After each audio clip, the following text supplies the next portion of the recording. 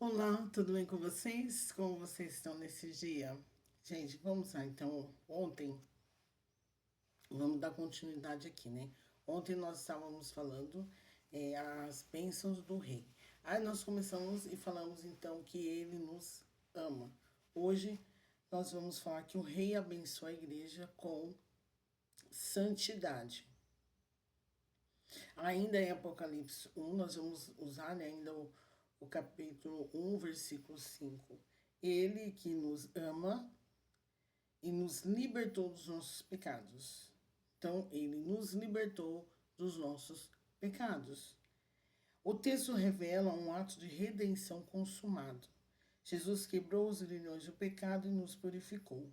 Na carta aos Efésios, o apóstolo Paulo salienta que Cristo amou a igreja para a santificar, purificando-a com a lavagem de água pela palavra para apresentar a si mesmo igreja gloriosa, sem mácula, sem ruga, mas santa e irrepreensível. Efésios 5, 26 e 27. A santidade da igreja é resultado do sacrifício redentor de Cristo. O rei removeu o jugo do pecado e lavou as nossas vestes que estavam sujas no seu precioso sangue. Ele lavou as nossas vestes no seu precioso sangue. O sangue de Jesus Cristo e o seu Filho nos purifica de todo pecado. 1 João 1,7. Jesus tirou a igreja do lamaçal para fazê-la assentar nos lugares celestiais. Colossenses 1,13 e Efésios 1,13 também. Vamos dar uma conferida, né? É sempre bom a gente conferir. Efésios 1,13.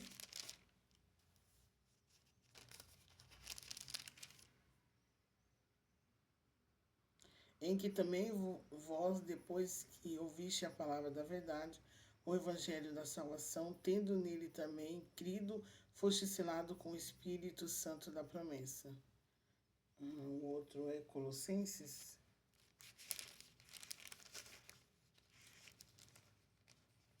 Colossenses 1, 13. Ele nos libertou do império das trevas e nos transportou para o reino do Filho do seu amor. Eu acredito.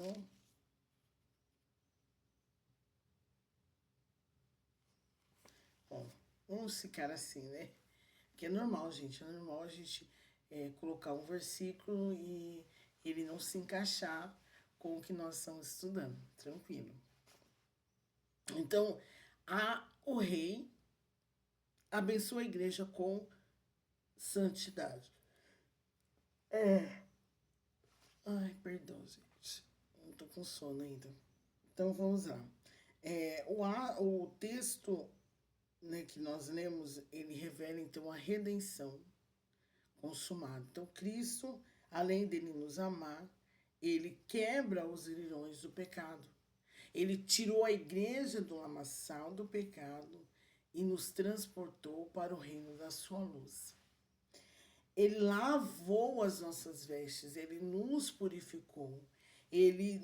O sangue foi através do sangue de Cristo que o seu Filho nos purifica de todo o pecado. E quando o Senhor nos faz isso, quando o Senhor nos purifica, que Ele nos tira do lamaçal, é a mesma coisa, um exemplo. Eu acredito que muitos aqui já devem ter passado por isso, né? Quando pequeno, gostava de chuva, tomar banho de chuva, pular na lama, aquela coisa toda. Aí a mãe vinha e dava um banho, tirava aquela roupa, e quando você olhava, a roupa já estava limpinha de novo, aquela roupa toda suja, toda marronzada, toda encardida, deixou de ficar encardida e voltou agora no seu estado original. Voltou, ficou limpinha, bonitinha, cheirosinha, passadinha. E você também já não tá mais sujo. Você agora tá limpo, você tomou um banho, você tá renovado, tá cheiroso, tá com o cabelo cheirosinho, que sua mãe foi e deu aquele banho em você. Cristo fez a mesma coisa com a igreja. Através do seu sangue, ele tira a igreja do lamaçal, ele purifica-nos de todo pecado. Lembrando que quando nós falamos de igreja, nós não falamos apenas de o templo em si. Lembrando que nós somos o templo do Espírito Santo. Então, estamos falando de nós. Cristo nos tirou do lamaçal do pecado. O que fazíamos ontem, hoje já não fazemos. Aliás, não éramos para fazer. Mas agora me veio a memória da passagem que... eu não lembro. Mas era assim. Você pega um porco e você tira ele do seu lugar e dá um banho nele. Quando você dá banho, que você deixa ele todo ali, como se fosse um animalzinho de estimação. Quando você o solta, o que ele faz? Ele volta de novo para o seu lamaçal. Mas não é porque ele não ficou feliz dele ter, não é porque ele não gostou do banho, é porque é o natural, é o habitat natural dele. É ali o lamaçal. Então, por mais que você dê banho, por mais que você cuide, ele vai querer rolar na lama. Mas não é. Aí tem aquela ligação, né? Mas por quê? Porque é a forma dele proteger a sua pele, o seu corpo. E o que infelizmente tem acontecido hoje? O Senhor tem libertado, o Senhor derramou o seu sangue precioso por nós, tirou a igreja do lamaçal do pecado, mas parece que a igreja está levando o lamaçal novamente para dentro das igrejas. Agora, em termos de templo, né? Falando de templos, de pessoas reunidas, congregadas ali. Hoje deixou-se o significado do ser lavado pelo sangue de Cristo. Porque, olha, aí a palavra do Senhor vai dizer assim: aquele que pecava não peca mais, aquele que roubava não rouba mais, aquele que fazia isso não faz mais. Efésios 4. Isso, Efésios 4 vai dizer isso. Ainda eu li essa semana, na realidade eu preguei sobre isso essa semana. Fala assim, ó, quem roubava não rouba mais. Porque assim, fala assim, mas nós ainda somos muito, então nós pecamos. Nós pecamos. Porque nós somos carnais, então às vezes vem um pensamento indesejado, às vezes você fica... a sua ira ultrapassa o limite. Então, assim, nós vivemos num mundo de pecado. O problema é você viver, acostumar, gostar e permanecer no pecado. Josi, mas eu não roubo. Ok. Mas eu não matei ninguém. Ok. Graças a Deus. Espero que não cometa nada. Josi, mas eu não traí. Eu não fiz isso. Eu não fiz aquilo. Mas existem situações que nós podemos ver hoje que acontecem, nós acabamos entendendo que é onde a pessoa traz o lamaçal para dentro da igreja. Você saiu de lá, mas agora você faz o favor de trazer novamente. Porque existem atos que como Paulo fala, tudo, você pode fazer tudo, mas nem tudo te convém. E existem coisas que para nós que somos evangélicos, para nós que estamos dentro da igreja, não devemos fazer. Se uma vez que Cristo me purificou, se uma vez que Cristo morreu na cruz e falou para mim, a partir de hoje você tem que ter uma vida de santidade. Mas a mensagem que é pregada nos últimos dias é uma mensagem onde o ego do homem é massageado. Hoje nós vivemos uma verdade onde Cristo não é mais o centro e o homem está no centro. Deixou-se o homem ficar no centro. Antes Antigamente era Deus, Deus era o centro de tudo. A tudo pertence a Deus, eu faço tudo por Deus, a vida é Deus, eu quero é Deus. Até as canções eram todas cristocêntricas. Hoje, não que não temos canções, ainda graças a Deus que ainda existem cantores, compositores que ainda são inspirados pelo Espírito Santo e têm trazido algumas canções bíblicas. Algumas canções que falam realmente. Tem uma canção do. Ai, agora eu esqueci o nome dele. Do Rodrigues. E ele fala assim: sem ti eu não sou nada, nada eu serei sem ti, Senhor. Então, há umas canções que sim, que trazem Cristo como centro. Mas a mensagem que muitos têm pregado tem tirado Cristo. Tem deixado de pregar o que realmente é uma vida cristã.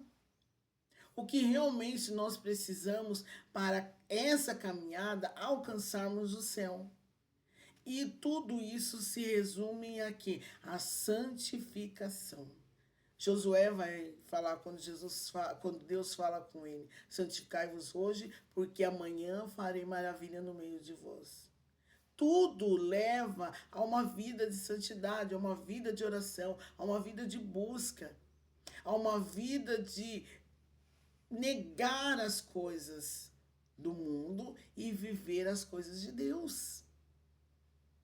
Sabe, abrir mão antes, vamos dizer assim, nos anos 90, que eu tinha na faixa de. Eu estava entre os meus 20 anos, mais ou menos.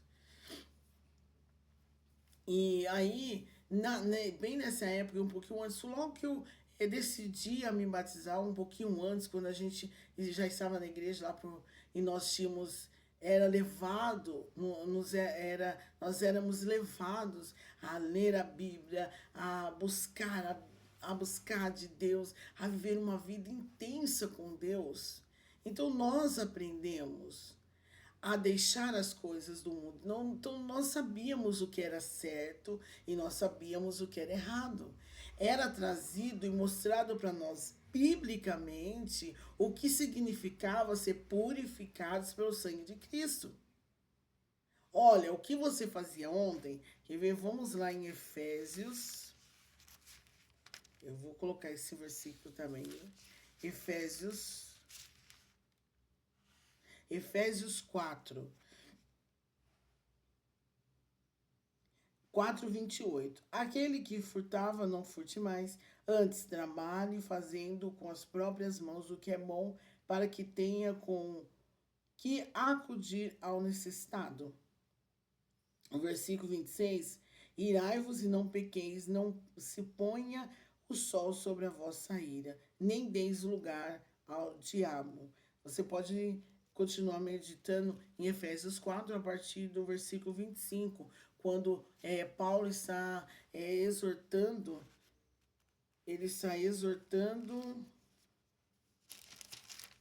quando ele exorta a igreja de Éfeso, e ele mostra essa realidade.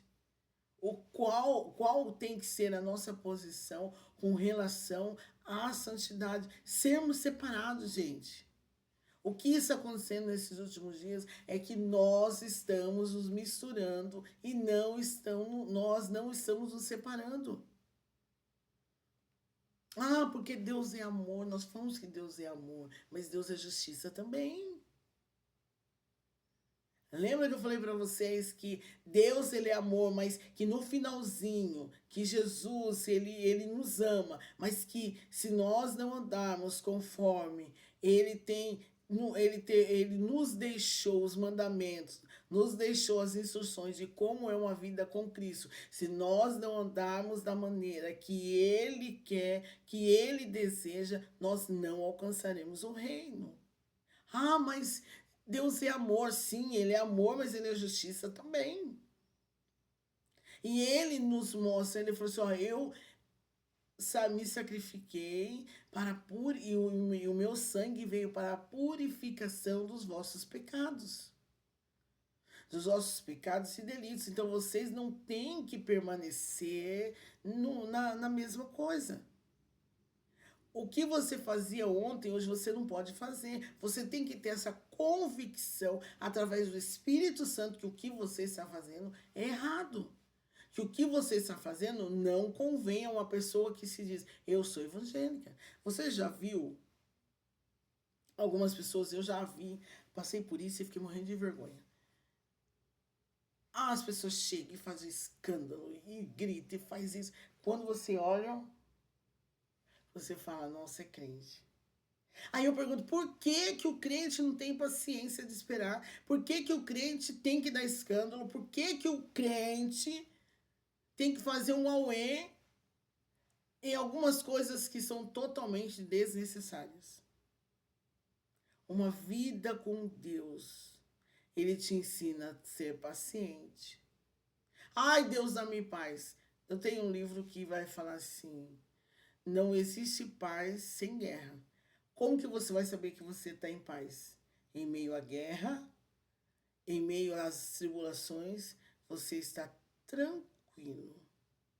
Como que nós sabemos que Jesus estava tranquilamente quando ele estava deitado no barco e o mar estava em revolta?